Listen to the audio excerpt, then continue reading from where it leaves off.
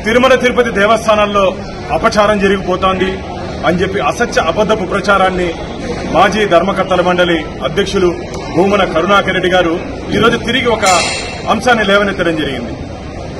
వెంకయ్య చౌదరి గారు తండ్రి గారు మరణించిన తర్వాత నిన్న పెద్ద కర్మ కార్యక్రమంలో మా టీటీడీ చైర్మన్ బిఆర్ నాయుడు గారు అక్కడికి వెళ్లిన సందర్భంలో వారికి కప్పినటువంటి వస్త్రం పట్ల కట్టినటువంటి పరివేటం పట్ల వారు మాట్లాడారు. అయ్యా కరుణాకర్ రెడ్డి గారు, మీకేమైనా కళ్ళు కనపడట్లేదా?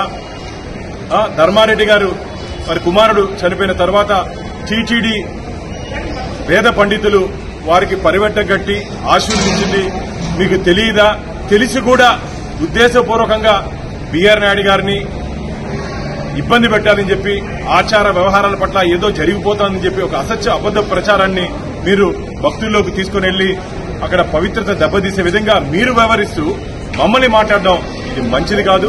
మీరు గతంలో గోశాల నుంచి గోవిందుడి వరకు ఇలాంటి అసత్య అబద్దపు ప్రచారాన్నే మీరు భక్తుల్లోకి తీసుకుపోతున్నారు.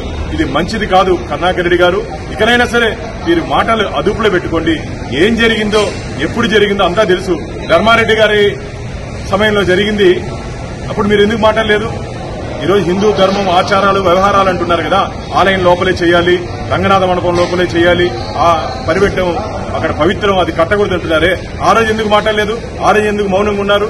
తిరుమల తిరుపతి దేవస్థానం ఉన్నతాధికారులు ఇళ్లలో ఇలాంటి సందర్భాల్లో చేయొచ్చని చెప్పి ఈరోజు మాకు పూజారులు చెప్పారు. మీకు తెలిసి కూడా ఉద్దేశపూర్వకంగా టీటీడీ ప్రతిష్టతను దిగజార్చే విధంగా మీరు మాట్లాడుతున్నారు. ఇది మంచిది కాదు.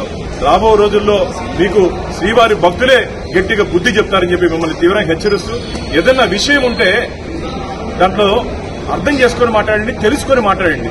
అంతేగాని తెలిసి తెలియకుండా మీరు ఇలాంటి ఒక అసత్య ప్రచారాన్ని తిరుమల పవిత్రతని భంగం కలిగించే విధంగా మీరు వ్యవహరిస్తూ మా మీద నెట్టడం, మా మీద మసిపూసే కార్యక్రమం చేయడాన్ని ఇకనైనా మీరు మానుకోవాలని చెప్పి గట్టిగా మిమ్మల్ని హెచ్చరిస్తున్నారు.